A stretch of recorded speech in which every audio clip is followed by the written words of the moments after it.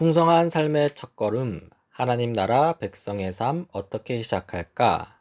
두 번째 시간, 거듭남의 신비와 축복입니다. 먼저 요한복음 3장 3절 4절 말씀을 제가 읽겠습니다. 예수께서 그에게 말씀하셨다.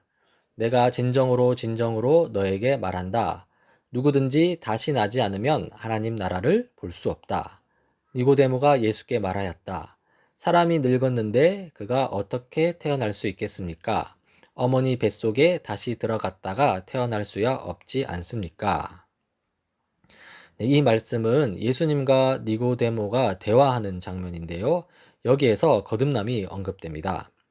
이 거듭남이 무엇인지 살피기 전에 거듭남에 대한 오해부터 먼저 보고자 하는데요. 마음이 새로워지거나 새로운 사람이 되었다는 것, 가령 뭐 어떤 결심을 통해서 사람이 갑자기 온유해지거나 또 술, 담배를 전혀 하지 않게 되었다는 것을 이제 거듭남으로 오해하기도 하고요. 또 어떤 특별하고 신비한 체험을 했다는 것, 뭐 천국 환상을 보았다거나 방언을 하게 되었다는 것을 이제 거듭남으로 오해하는 경우도 있습니다. 또 교회에서 세례를 받았다는 것을 거듭남으로 오해하는 경우가 있는데요. 이러한 것들은 이 거듭남의 본질을 정확하게 가리키지는 못합니다. 그러면 거듭남이 무엇이냐 했을 때 거듭남이란 영적으로 죽어있던 우리가 하나님으로부터 새로운 생명을 얻어 새롭게 태어남이라는 것이죠. 이 거듭남의 본질은 하나님과 인격적인 사랑의 관계를 맺음입니다. 그러면 우리가 질문이 나오는데요. 어떻게 거듭날 수 있는가라는 것이죠. 이 거듭남은 인간이 스스로 할 수 있는 일은 아닙니다. 이미 아까 거듭남에 대한 오해를 살피면서 봤는데요. 어떤 결심을 하거나 어떤 체험을 하거나 어떤 예식에 참여해서 거듭날 수 있는 게 아니라는 것이죠. 이 거듭남은 하나님께서 하시는 일입니다.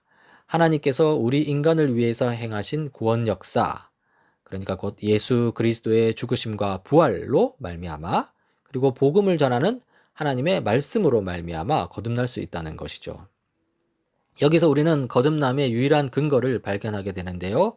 그것은 바로 하나님이 행하신 구속 역사와 하나님의 약속입니다. 하나님의 구속 역사가 무엇이냐면 그것은 하나님께서 아들로 하여금 우리 죄를 대신 지게 하시고 죄의 대가로 그 아들을 희생시키심으로써 하나님과 우리 사이를 가로막고 있던 죄와 심판의 문제를 해결하셨다는 것이죠. 또 하나님의 약속이 무엇이냐 했을 때 그것은 우리가 이 예수를 진심으로 믿고 의지하면 우리를 구원하시겠다는 것입니다. 이렇게 하나님의 구속 역사와 하나님의 약속이 우리 거듭남의 유일한 근거라는 것이죠. 그러면은 질문이 여전히 남습니다. 거듭남을 위해서 내가 할 수 있는 일은 무엇인가? 그렇죠. 거듭남이 하나님의 구속 역사와 하나님의 약속의 근거에서 일어나는 일이라면, 하나님의 일이라면, 그렇다면 우리는 무엇을 해야 하는가? 이렇게 질문이 남는다는 것인데요. 이 질문에 대한 대답이 바로 이것입니다. 바로 믿음의 결단이라는 것이죠. 믿음의 결단은 하나님의 구속 역사와 하나님의 약속을 진심으로 받아들이는 것입니다. 여기서 우리는 거듭난 자들의 특징 첫 번째 믿음에 대해서 살펴볼 수 있습니다. 믿음은 무엇이냐 했을 때 방금 설명했듯이 하나님께서 우리를 위해서 행하신 일을 진심으로 받아들이는 것입니다.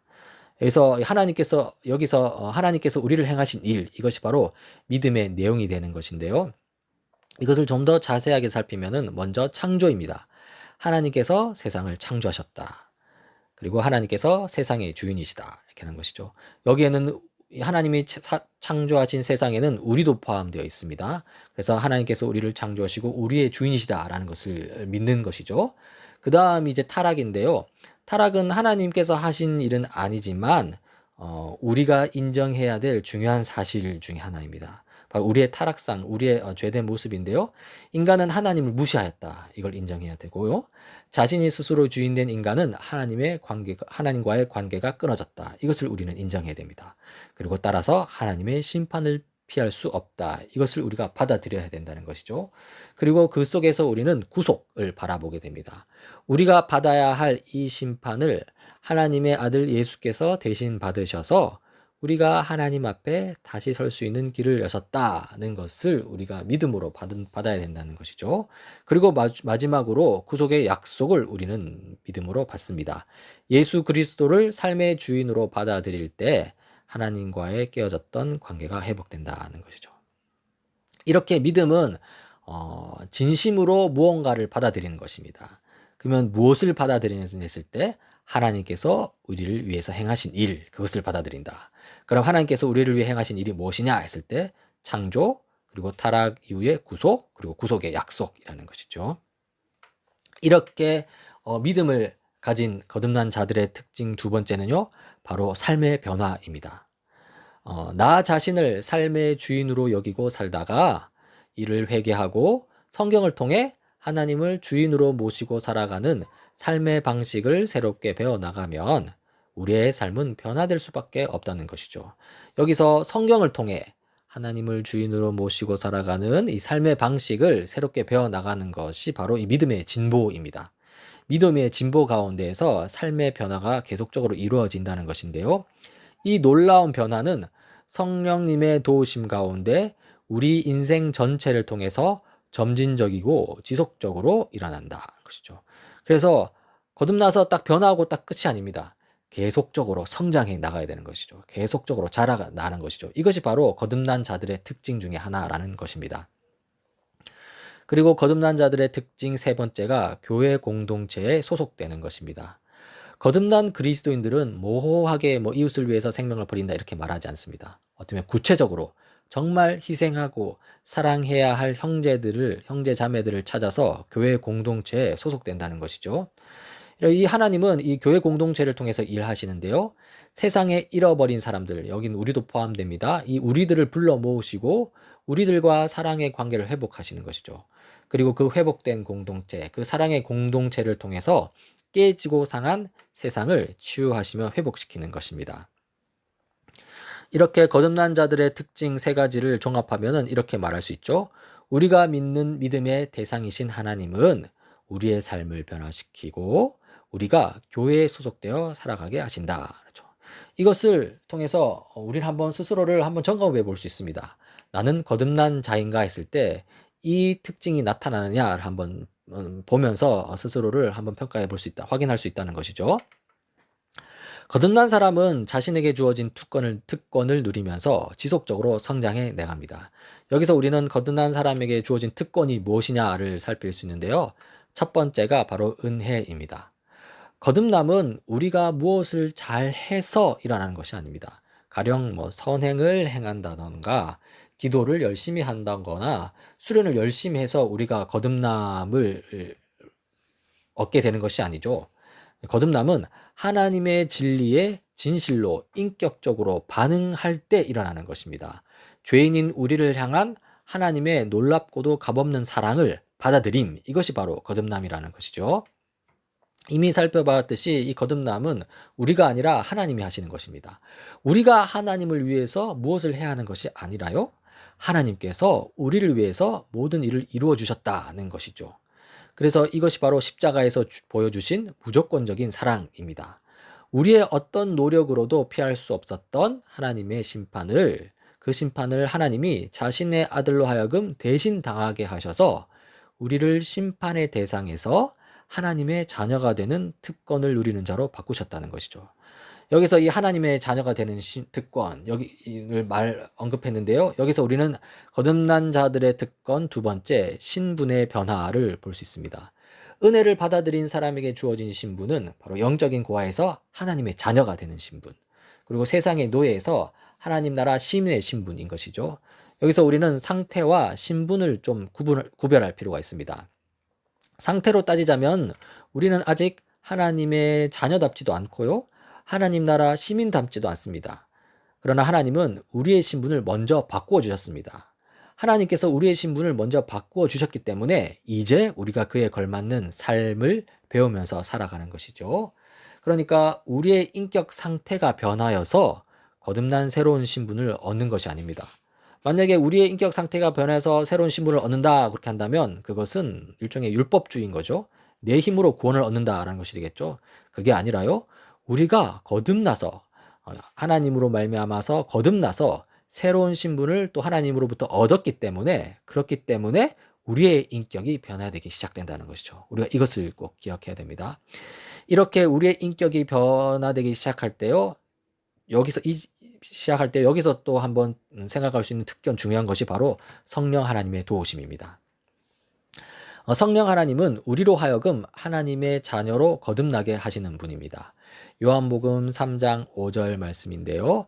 예수께서 대답하셨다. 내가 진정으로 진정으로 너에게 말한다. 누구든지 물과 성령으로 나지 아니하면 하나님 나라에 들어갈 수 없다라고 나오죠. 그리고 하나님의 자녀가 되었다는 것을 확신할 수 있게 하시는 분도 성령 하나님입니다. 로마서 8장 16절에 보면 바로 그때 그 성령이 우리의 영과 함께 우리가 하나님의 자녀임을 증언하십니다. 그렇죠. 성령 하나님께서 우리 속에서 우리가 하나님의 자녀라는 것을 증언한다는 것입니다. 그 증언 때문에 우리가 확신에 거할 수 있다는 것이죠.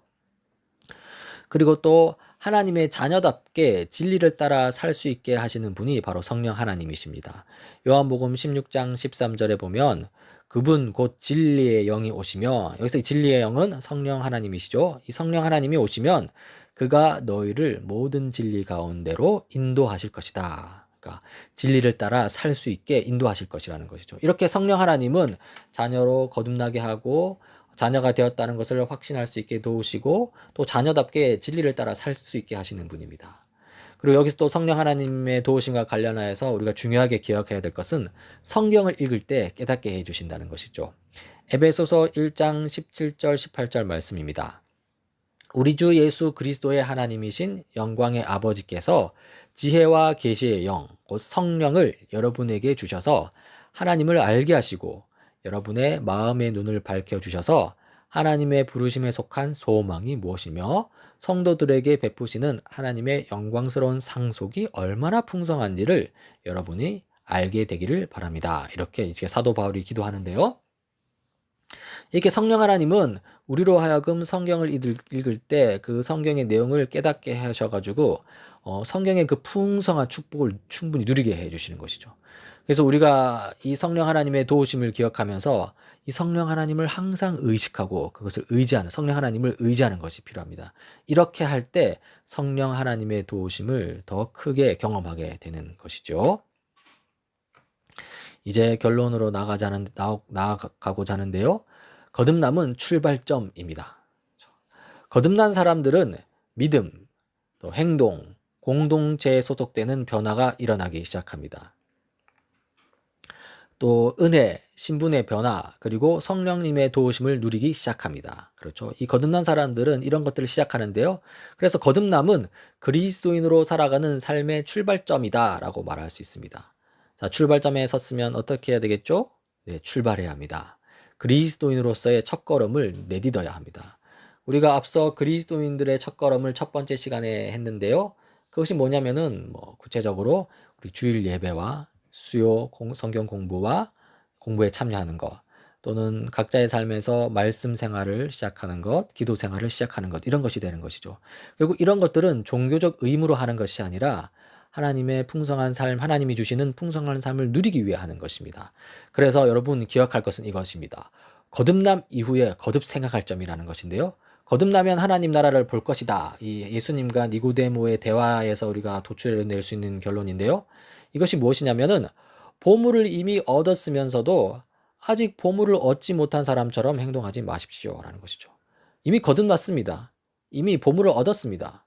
그렇기 때문에 이제 이미 얻은 보물을 누리기 위해 행동하라는 것이죠. 예, 풍성한 삶의 첫걸음은 보물을 얻기 위해서 막 억지로 애쓰는 그런 첫걸음이 아닙니다. 풍성한 삶의 첫걸음은 이미 얻은 보물을 기쁨으로 누리기 위한 첫걸음입니다. 이것을 기억하면서 신앙생활을 시작하는, 그리고 신앙생활을 지속하는 저와 여러분이 되기를 간절히 바랍니다.